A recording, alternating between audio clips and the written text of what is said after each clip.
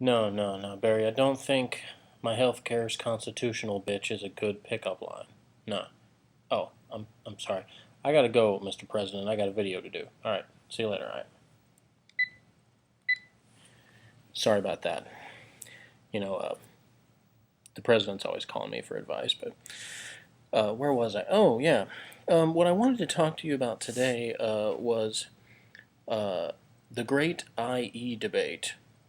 Now, I know what you're thinking. If it's a debate, that means I'm going to have like somebody else here that I'm going to give and take with. No, no, sorry to disappoint you, but once again, it's just me. Because I actually have the ability to debate myself. Yeah, that's how awesome I am.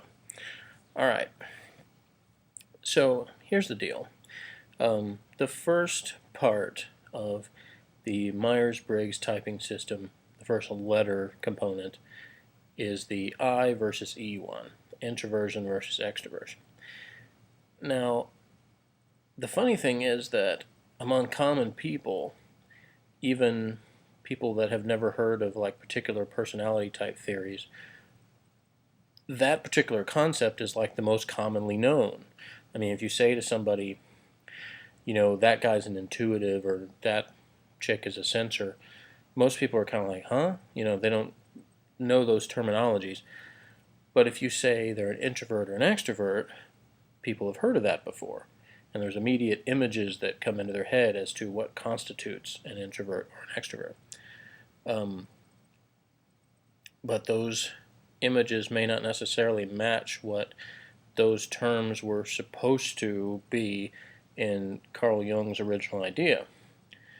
Um, what what he said was that introversion was basically um, being primarily concerned with what's inside the mind or with one's internal world, and that extroversion was being concerned with the outside world or, you know, other people, objects, other things, outside of yourself.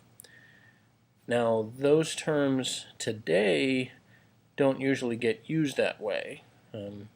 They're quite a bit different, and including even in the typing systems. So it makes it kind of confusing when you have websites and other things like that where um, people take tests or people talk about the type theory of, I'm this type, I'm INFP or I'm ESTJ, and they have an understanding of what the IE part means, um, but then somebody else comes along and tells them, no, you're wrong, that's not what it means. And I've seen this happen lots of times where somebody is trying to figure out, am I an I or am I an E? And it's very confusing because they have people that are like the Jungian purists, or if you want to call them that say things like, you know, introversion extroversion has nothing to do with whether you're social or outgoing or um, like to talk to people or anything like that. It's all about like external versus internal process, or it's whether your judging function is what you show to the world or your perceiving function is. So you've got this sort of competing thing going here where people are using the same words to mean different things, because there's lots of people, even the ones that pay attention to type studies, that tell you that, well, introversion or extroversion, it has to do with your social attitude. Are you somebody who likes to spend most of your time alone, or do you want to spend most of your time with other people? Who do you get your energy from? There's all these kind of questions. And the problem is that people are sometimes not talking on the same scale. And see, there's this kind of idea. People say, "Wait, well, why does it matter? Because, wouldn't you be I in both ways of judging this, or Eve in both ways?" And the answer is no, not necessarily. There are many people who are reserved socially, but yet their focus is mainly on the external world, and that they don't spend a lot of time, like, you know, consumed in their own brain, or whatever you want to call it. And then vice versa. There's people that are very gregarious or socially expressive, have tons of friends or whatever, but they're still kind of internally focused in terms of what they really believe is important. And they're able to juggle that social behavior with the fact that they're not really focused on that. So you have this kind of anomaly, and it's not too hard to understand why people aren't quite sure what to say on this. And the thing is I am one of those people, and that's why I wanted to talk to you about it today, because first of all, I wanted to say thanks, because there's been several people that have commented on my previous videos and others that have sent me personal messages in my inbox, and I read all of that. I appreciate it. The comments, I tried to respond to pretty much all of them. If I missed yours, though, send me a message again. But several of the things I got were suggestions about things to talk about, and some of them were just questions for me about my own type, because I pretty much in the first few videos I revealed that I'm an SFP type, but I didn't say ISFP or ESFP. Well, there was a reason why I didn't say that yet, because I wanted to make this video to talk about the subject and the ideas and the kind of confusion about that before I declared myself to be one of those two types. Once again, thanks to everybody who sent me a message. I did get them, I read them, and I'm definitely using some of the ideas and the questions that I've gotten for future videos, and I'm working on some stuff, so bear with me. I definitely have some cool things planned. At least I think they're cool. I don't know if anybody else will, but anyway, so back to the IE thing. Here's the deal. Like, tests that are available online are for the most part not the so-called official tests of, say, like the Myers-Briggs type indicator. The official version, as far as I know, is not actually available online without paying a exorbitant fee. You like that word, exorbitant? I do too. But once again, it's like the rules of advertising. Rule number 1 is lie. Rule number 2 is if your product has a flaw, state that the exact opposite is the case. For instance, Crispix, which is a cereal that gets soggy like faster than almost any other cereal that I know of, they say that it stays crispy in milk. So you just say exactly the opposite of what's actually true. Singular phone, before that merger with AT&T, they used to have ads talking about how they had the fewest drop calls, when in reality they had the most drop calls. So that's rule number 2. Rule number 3 of advertising is no matter how ridiculously expensive your price is for what your product or service, insert the word only in front of it, and it'll make it seem like it's cheap.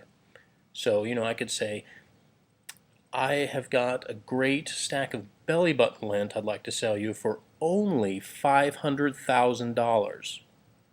It's a once-in-a-lifetime deal. You're not going to get that anywhere else. You see this happen all the time in advertising. So if you go to the official MBTI website, they'll talk about how you can take the official test and even speak to a certified counselor about your results for only like $90 or something. I can't remember how much it is, but yeah, it's like about 90 baseball games on iTunes, something like that. But anyway, there's a lot of lousy versions of the MBTI online, or things based on it, and one of them was even cited by the NF Geeks. Unfortunately, they said something about it being the best online test is the human metrics test. Yeah, I don't even know where to start with all of the flaws in that test. For one thing, I don't know anybody who's taken it that doesn't come out as an intuitive. And obviously, if you know anything about typology, you know that intuitives are not the majority of people. and certainly aren't everybody. But the reason why everybody comes out as intuitive is all of the N versus S questions they have on the test make it sound like all sensors are SJs. Like SPs basically don't exist in the world of that test because all of their S answers are things like, I do everything the way it's been done before. Everything is tried and true, and I don't have any imagination or innovation, or I never want to do anything new or change my ways or anything. So naturally, if SPs are taking the test, they're not going to glom to those answers. They're not going to say, well, I'd never change and I'm this boring person that does everything the way I've always done it. They're going to say I'm innovative and imaginative and creative, because most of the time that's true for an SP, but it's going to give them an N response. And there are other stupid questions on there about like whether you get involved in soap operas and just some really cruddy questions. But even the ones that have better questions for the N versus S, you still usually suffer with bad IE questions. And the thing is I can take a test like that and I can get 50-50. Because when they ask things like, are you the first one to answer the phone if you're in a room, or do you tend to just let it ring and hope someone else answers? Well, the answer to that is, I hope someone else answers. I don't rush to answer the phone. Do you feel energized around people? Yes. Do you feel worn out after spending a lot of time with other people? Yes. Do you feel like you need some time alone to recharge away from people? Yes. Do you enjoy being around large groups of people? Yes. So we're starting to see a pattern here that there are people that don't fit into the category of I stay holed up in my room 24 hours a day and never speak to anyone, or I'm the life of the party, the talk of the town guy who never isn't seen with his arm around somebody, or, there's these kind of stereotypes of the social person or the shy, reserved person. And the fact is that there's a lot of people that are not necessarily alone by choice. In other words, like, they love spending time with people, but they're not good at social interaction, So what do you call those people? Are they introverted or are they extrovert? You say, well, if I observe this person, then, they don't really hang out with a whole lot of people, so I think, well, they're probably an introvert. But if you put this person with a group of people and allow them to interact, you can see that person take over the room. And all of a sudden they're on fire, and it's like a new world. I'm in my element. And so again, it kind of creates this puzzle. How do you categorize people like that? And ultimately, the thing that I came to the conclusion of is that basically you kind of have to decide which of these ideas you're going to go with. If you're going to accept that there's these 16 types and that one of the measures of your type is the I versus E scale, then you basically have to decide, what definition of I versus E are you going to go by, And I've never taken the official MBTI, so I don't know exactly, how I would score on that. But I know with the online tests and tests out of books that I have taken, I have more often scored with an I, but there have been times where it's been E, and sometimes it's been right on the 50-50 mark. So the tests like that themselves don't really answer the question. So it becomes then, as far as those definitions, which makes most sense to use when it comes to personality types?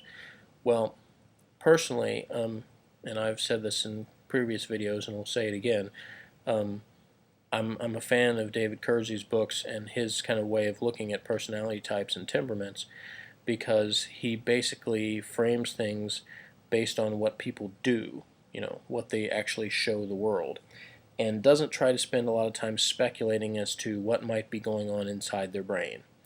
Now, I know that there are people that hate that and think that all personality studies should be entirely based on what's in the brain and not focused on what people do at all. And then there's a lot of people that kind of believe in sort of a hybrid of the two of them.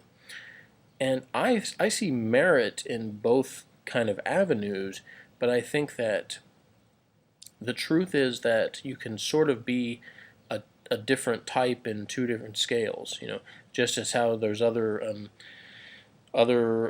ways of grouping people, like the Enneagram and the Big Five and some of these other things that I've heard of, where people types of MBTI or Kersey types, overlap different types in those systems. So you can be kind of two different types depending on the system you're using. So so basically it has come down to this. Okay, in the original Jungian kind of view of introversion versus extroversion, I would be an extrovert, because my life and my living is not based on like stuff going on internally in my brain.